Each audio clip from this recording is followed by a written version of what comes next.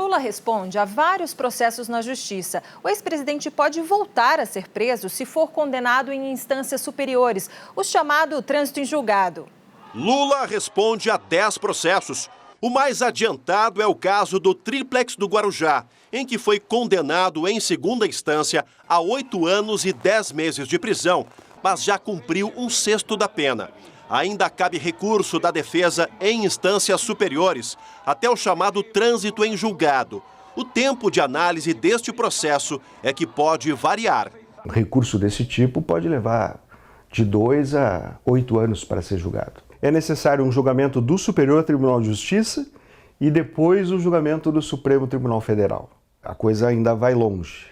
A segunda turma do STF deve julgar ainda um recurso da defesa do ex-presidente, que questiona a imparcialidade do atual ministro da Justiça, Sérgio Moro, no caso. Se o então juiz for considerado suspeito, os processos voltam à fase de denúncia.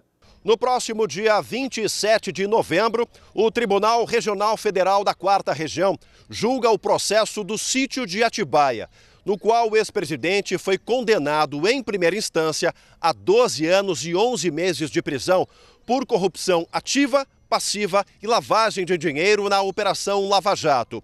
Mas a defesa de Lula pede a anulação da sentença com base no entendimento do STF de que o réu deveria ser ouvido pela força-tarefa por último, após os depoimentos dos delatores. E isso não aconteceu.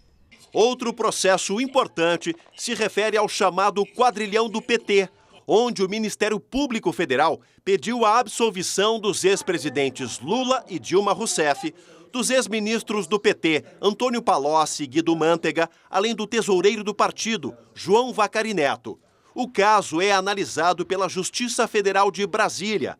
Os 5 respondem pelo crime de organização criminosa e desvio de dinheiro público da Petrobras e de outras estatais.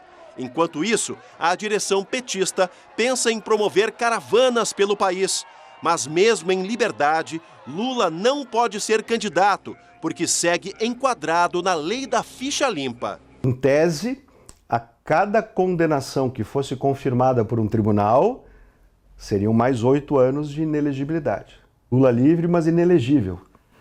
Essa é a situação atual. Mas a polêmica decisão do STF não se aplica a todos os políticos presos. O ex-governador do Rio de Janeiro, Sérgio Cabral, e o ex-presidente da Câmara dos Deputados, Eduardo Cunha, por exemplo, não podem deixar a cadeia. É que, mesmo condenados apenas em segunda instância, sem o trânsito em julgado, eles tiveram a prisão preventiva decretada pela Justiça. No caso de Lula, se a Justiça entender que, em liberdade, ele está atrapalhando o andamento do inquérito, a prisão preventiva pode ser solicitada. E assim, o ex-presidente voltaria para a cadeia.